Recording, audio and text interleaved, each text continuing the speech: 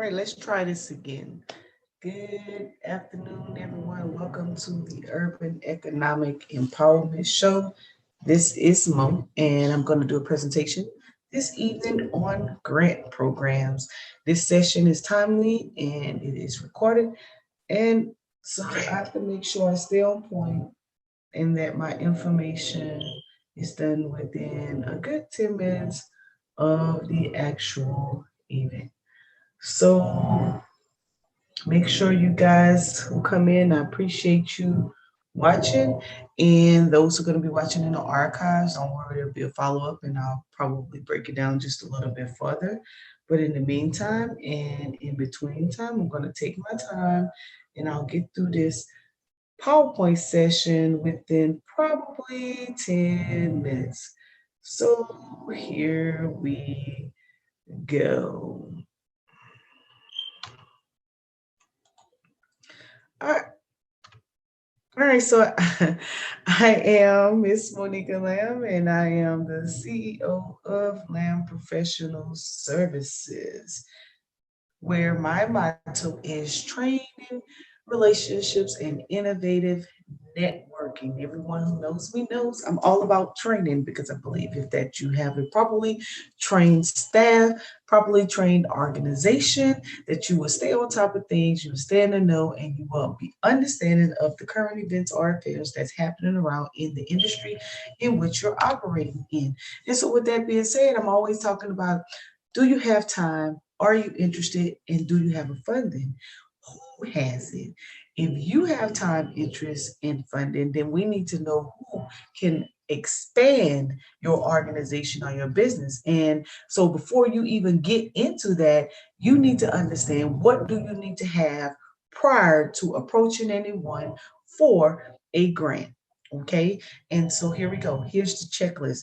So if you look amongst the checklist, I also have the resources where you can find this information so that you can have a reference point to go back to ensure that you are in compliance. And so the at a minimum, what you need to make sure that you have in your binders or recognized tax exemption documentation, your EIN, your Secretary of State, whether it's in a corporation, organization, or formation, 501c3 attachment, it may be applicable, it may not. Your list of board of directors, your DUNS number, your cage code, your NACS code, charitable registration, and your bylaws. All of this information is important prior to you going forward and seeking out any grants. Interest. You need to understand what type of grant you're looking for. There's program grants, capacity building grants, operating fund grants, in-kind donation grants, and you need to understand that you may want to start locally. Most people always go straight to the federal government or corporations for grants when there's local government who may have something available and probably attainable in their location. Money. Let's talk about money. Now, when I speak in reference to grants or talking about anything that has to do with grants, I'm wanting you to understand restricted and unrestricted. Very important when you're dealing with grant funds. Restricted and unrestricted. Okay. Restricted funds, meaning when you put in for that particular grant, they told you exactly what they're authorizing to use these funds for. Unrestricted, meaning they give you a little leeway that when you put your budget together, you can kind of move that funding around. If you overspent in one area or underspent in another area, you can kind of move the money around as long as it's within the allowable cost. So, what do you have to have? Okay, what are they looking for? They're looking for your business or organization to belong to you, know who you are, how to contact you, whether it's through phone number, email, or your website. They want to know about you. What is your mission? What are your objectives? What type of project are you actually putting together? What is the description of that project? How many people are you requesting to participate in this this project or program? What area will you be operating in? How will it benefit the community? And how are you planning to sustain it outside of receiving these funding? So let's give an example so you can understand what I'm talking about. So here's an example. Here's a company, Community Wellness Group. Here's the project, Pathways from Employment Training to Workforce Development. The project description: Community Wellness Group provides a virtual and technical platform to train individuals to work from home or a small call center. The training includes: number one, soft skills such as keyboard, impromptu live customer service, and equipment operating preventive maintenance. Number two, character building, which includes etiquette, networking, and time management. Number three, virtual call center certification training. Upon the completion of this 12-week program, the participant starts employment based on a call center client start date. Community Awareness Group will follow up with each participant on the status of their work experience. The program duration: Community Wellness Group offers one, education and skills training, two, certificate awarding training, and three, employment in the call center with a Fortune 500 and large companies.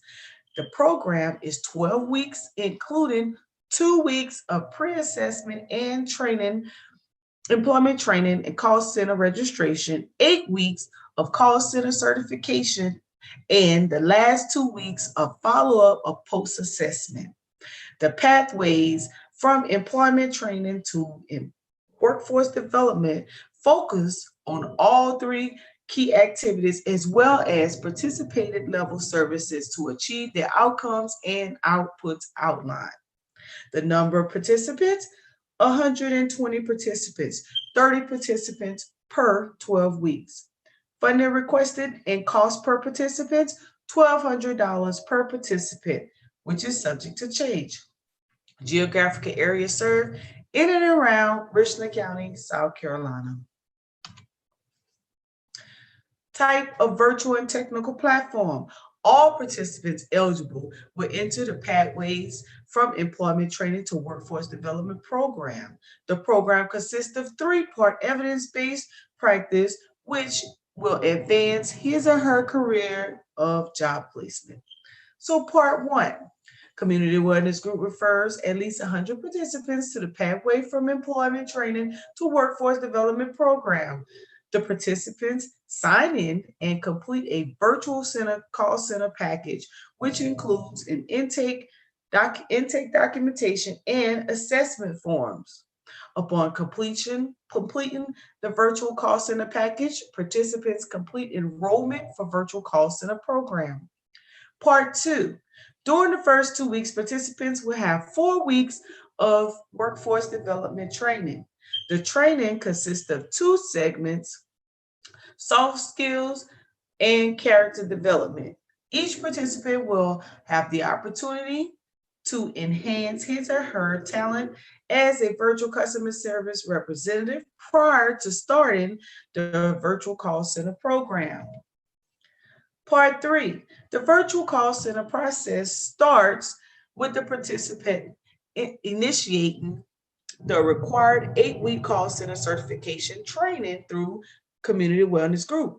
Each participant receives a coaching educational workforce activity leading to the job placement. Number four, complete upon completion of the first 2 weeks with Community Wellness Group, eligible participants will report to Community Wellness Group call center to further his or her career pathway while continuing the call center certification training. At the call center, participants will enter in either one, virtual call center training, two, tutoring and or preparation for state high school equivalency test, three, employment workforce activities to include job readiness skills training. The services received during the part will pave the way to workforce development training, virtual call center certification, and employment. Part four, all participants to receive follow-up services, which will include case management, job placement, mentoring, and career advancement.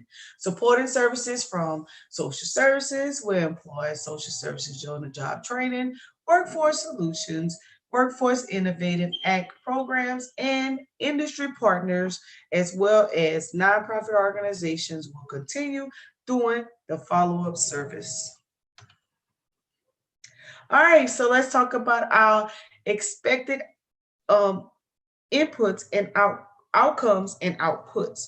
So we plan this particular program, which is a draft, y'all. Is we plan to have community partners such as Department of Social Services, South Carolina Workforce Development, WIOA program, Community Wellness Group, Latchkeys Incorporated. Our expected outcomes and outputs is the pathway from employment training workforce development will use company based to track participant and program performance. The system will use data that is accurate and available in a timely manner. And here's how we would do that. So if you look at the right side of the screen, you'll notice a little chart. That chart consists of enrollment rate, participant rate, entered employment rate, employment retention rate, average earnings, coaching rate, certificate rate, and attainment rate. And each of those have what type of activities will be geared towards those, and what are the percentage of expected outcomes from start to finish. This is the job description for the virtual call center representative. It consists of the responsibilities and duties and the minimum requirements to work as a representative. The budget for the particular program. How to create a budget. You want to write down your total income. List all your expenses and subtract your expenses from your income, which should equal out, right? You want to track this each month. Or make sure that when you open up your business account, you have an operating account, a payroll account, and an investment account. You look at the right side of the screen is a high-speed example. Thank you guys for tuning in. This is the Urban Economic Empowerment Show and a draft of how to start a nonprofit organization, come up with a program that will be a part of the organization, and two, what are some of the components that they're looking for in that program. Thank you for tuning in. My name is Monica Lamb of Lamb Professional Solutions, and I hope you all have enough information to get started. Peace.